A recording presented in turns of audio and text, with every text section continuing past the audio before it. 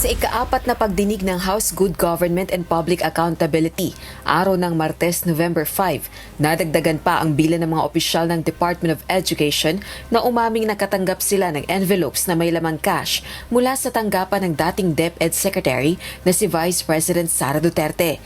Ito ay si DepEd Chief Accountant Runa Catalan.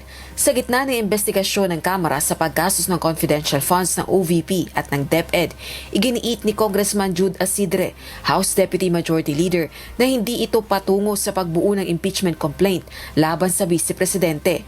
Dagdag pa nito, mabigat na usapin ng impeachment. Now, whether will this lead to an impeachment or not, I think it's premature to say at the very least, di ba? We still have to hear from other resource persons. We still have to establish the circumstances. Impeachments, they are not to be taken lightly. Gayunman, para sa mga kongresista, kaduda-duda ang timing ng pagbiyahe ng Chief of Staff ni VP Duterte.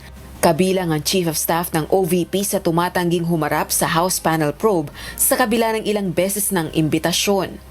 Siguro justifiable naman if he would imply bad faith na umalis siya sa gabi bago nangyari yung hearing. Of course, we know naman na with her absence, a lot of questions will be left unanswered. The circumstance surrounding the departure of the CUS is really puts in everyone's mind the question bakit. The timing is very suspicious. Kinumpirma ng tanggapan ni Vice President Duterte ang paglabas ng Pilipinas ng kanyang Chief of Staff at Undersecretary na si Attorney Zuleika Lopez mula November 4 to 16, 2024. Personal umano ang biyahe nito at walang kaugnayan sa employment sa Office of the Vice President. Wala ring batayan ng mga espekulasyon tungkol sa dahilan ng pagbiyahe nito at humihiling ng paggalang sa privacy ng pamilya ng Chief of Staff.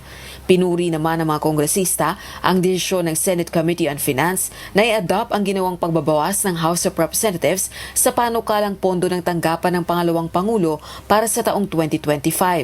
Mula 2 billion pesos, 733 million pesos ang natirang alokasyon sa OVP para sa susunod na taon. Ang binawas na pondo ire-realign sa social services programs ng ibang ahensya ng pamahalaan. Ito yung resulta na yung trinabaho po dito ng Kongreso ay may mga sapat na basihan at hindi po ito resulta ng pamumulitika lamang gaya ng mga binabato po sa amin. Rosa Licoz, UNTV News and Rescue. Diyos ang aming sandigan, serbisyo publiko ang aming pinahahalagahan.